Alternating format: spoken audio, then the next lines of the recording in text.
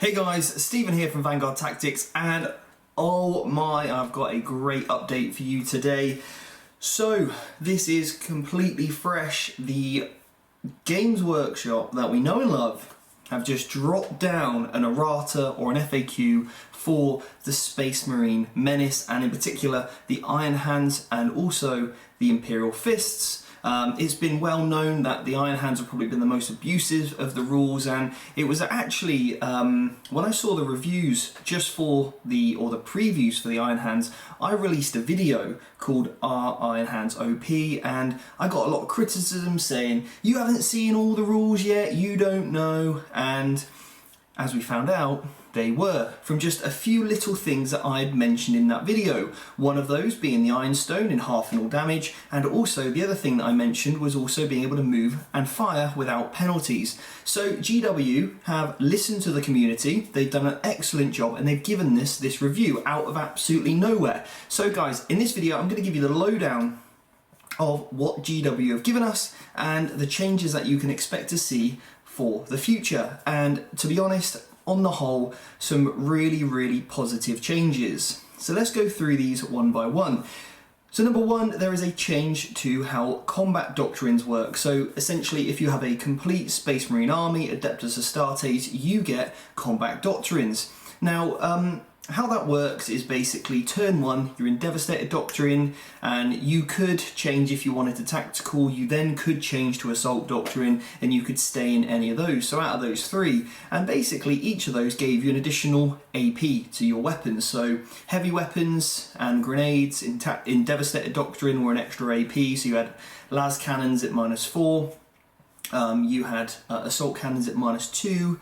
Then in Tactical Doctrine, things like your rapid fire and assault weapons got an extra buff, so your bolt guns became -1, and then flamers also -1, and obviously that's stacked if they already were already a -1 or what have you.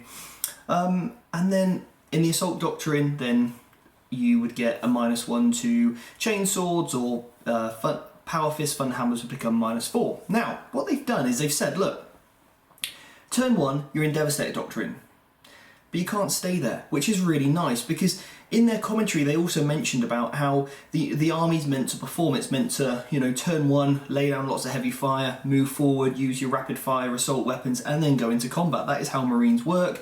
They're a sort of real toolbox army, and meant to be able to do all these different things. So what they've done is they've replicated these combat doctrines with the lore, the fluff, which is all good, so we get that thematic feel when we're playing.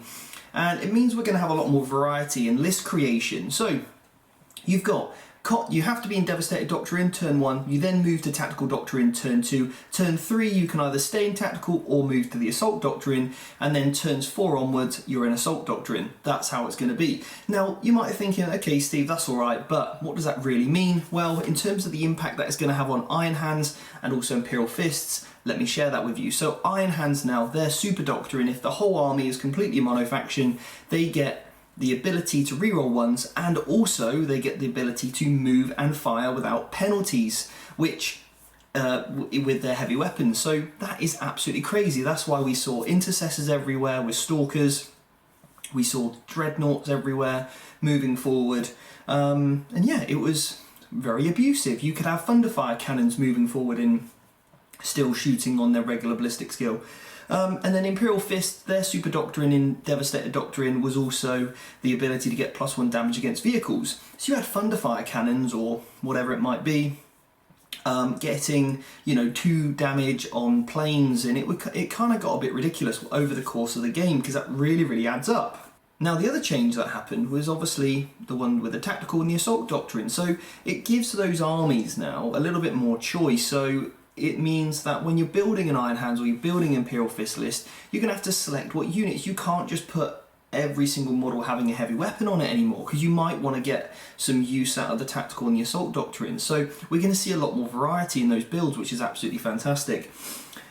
Raven Guard also got a little bit of a change, and their change was the Warlord Trait to redeploy a unit can no longer be used on Centurions. The 6 Centurion Grav Bomb was so powerful and was used in pretty much every Raven Guard list, and it was very, very abusive. That turn 1 alpha, you couldn't out-deploy it, you couldn't zone it out, you couldn't screen it, it's got this 24-inch range, and it just comes down and just obliterates anything off the table. So they've changed that, so it's infantry models only, but not Centurions. Now what does this mean? Well, it can still be used with things like Hellblasters, Plasma Inceptors, Aggressors. They can all still get the benefit from it, which is still nice because again we've got more variety. And those units aren't quite as deadly, okay, and they're also easier to kill. So I think that's a really nice change there, but hasn't really impacted the Raven Guard too much. You can still take that Grav Scent Bomb and put it in Deep Strike. That's still an option.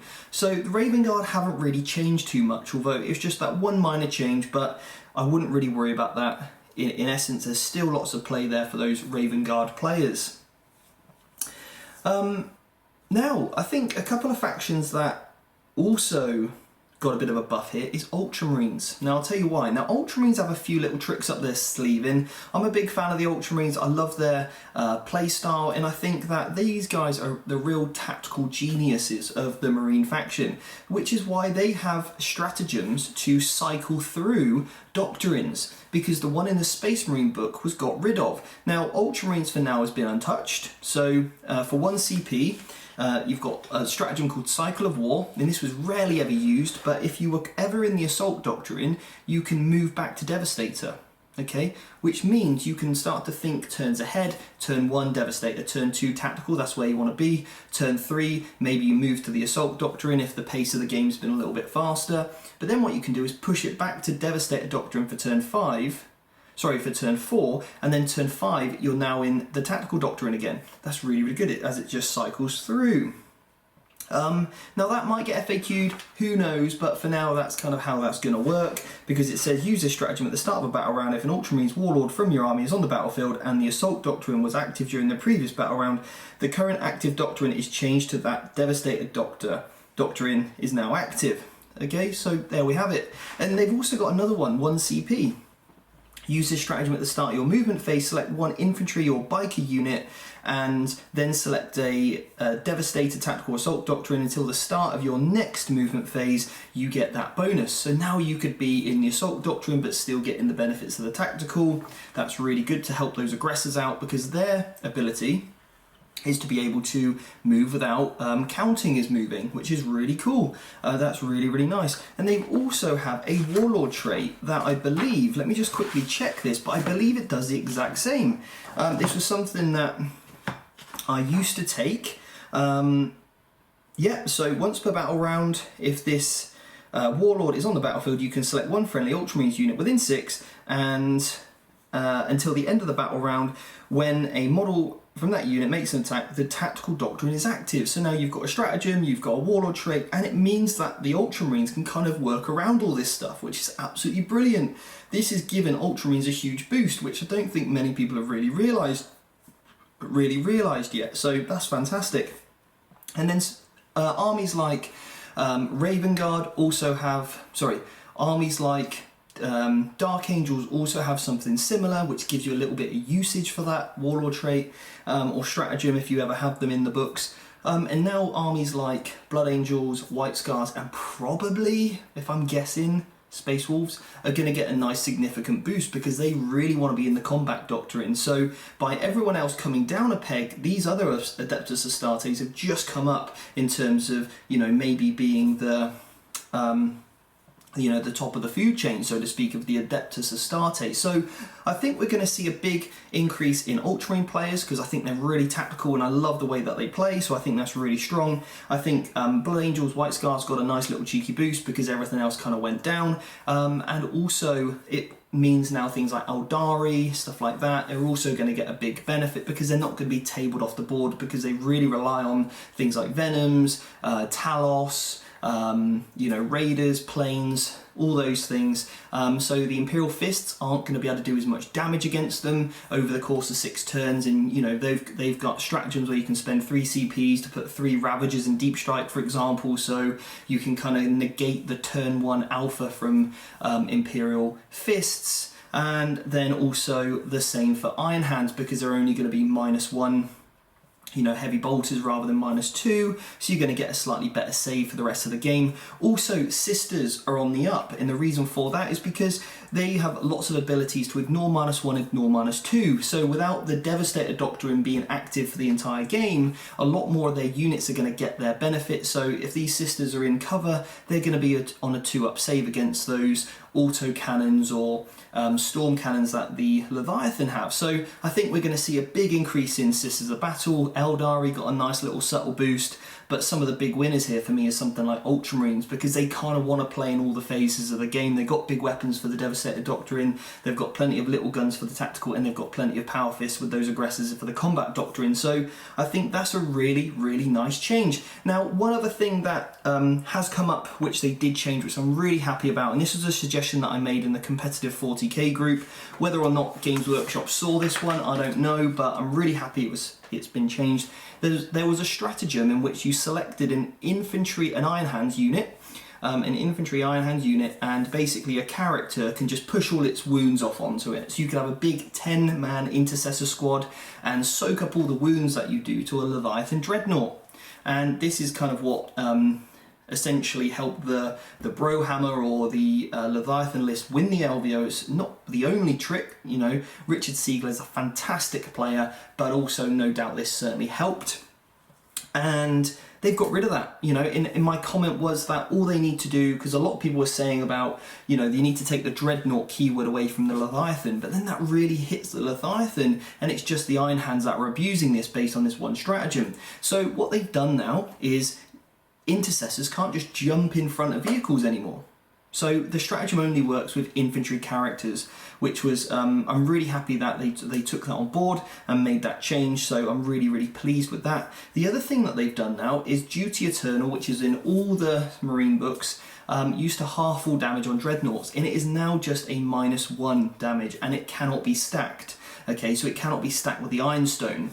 Now, why is this important? You think, oh, this is too much, it's too much of a nerf, some people have said, but in reality, it's not that big of a deal. But it's just enough of a subtle change for them not to stack, okay? So it still means D6 weapons, D6 damage weapons still have a place in the game, otherwise we may as well just get completely rid of them. Okay, so I think it's really, really nice there. But a lot of the other shooting, you know, if it's 2 damage or 3 damage or D3 damage, you're still going to be only taking, you know, it's pretty much the same. Half damage -1 against damage 2 or D3 is pretty much the same net result. Okay, so not too much is changed with that one, but the stacking's really good just to make sure that we can't have these unkillable units on the battlefield, which I think is a big plus for the game. So guys, you can check out the FAQs below, and also if you want to really learn to play your faction in the way that it should be intended to play, that's exactly what I help people do on our mentorship program. It is basically a course to help you really develop all the skills that you need to be able to analyze codexes, build lists, and ultimately improve your knowledge and the tactics and skills that's needed to really get the most value out of your units. So if you want to sign up for that, you can check out the link below, and it really will help you take your game to that next level. Now, you might be sat there thinking, oh great, well, you know, I've been an Iron Hands player for, you know, since 6th edition, and I've just been nerfed because all these people came along, power gamers or whatever came along and ruined it for me. Well, yes, that happened. But on the plus side, you're not going to get people looking at you hating you, and you won't need to go, oh well, I've been playing Iron Hands since 3rd edition anymore. You'll turn up, you'll take a nice army, and it's still got plenty of play. You know, it's still getting a really good feel no pain, great overwatch. It still kicks out a lot of heat. There's still ways to take units that can ignore the penalties for moving. You've still got the ability to take a Tech Marine, which can give all your vehicles a better ballistic skill, or an Apothecary to make you more resilient. There's all that stuff still out there for you. So if you're an Iron Hands player, a true Iron Hands player, then don't threat. If you're a sort of meta chaser Iron Hands, probably put it on eBay. Probably should have done it last week though. But a joke, a jest, you know, whatever. But guys, I hope you like this vehicle. No, you don't like this vehicle. I hope you like this video. Just to give you a quick synopsis of my thoughts on the game, some big winners and some maybe slight losers, but on the whole, it was a well-needed change. It's certainly great for the community. You know, people were being slightly put off events or playing somebody that had an Iron Hands or Imperial Fist list, so I think it's a big positive. So GW, thank you so much for doing this. It really means a lot to the community that you listen and also you do some fantastic work to make those changes. Anyway guys, if you don't subscribe, please do. It will help us reach that 10,000 mark, and also if you haven't done so already, leave a comment. What do you think? Who's the biggest winner? Maybe I picked a unit that wasn't out there. And then next week I'm going to be doing a video on the changes to the ITC mission pack, which are also going to impact the meta and shake things up for the better. So guys, until then, see you later.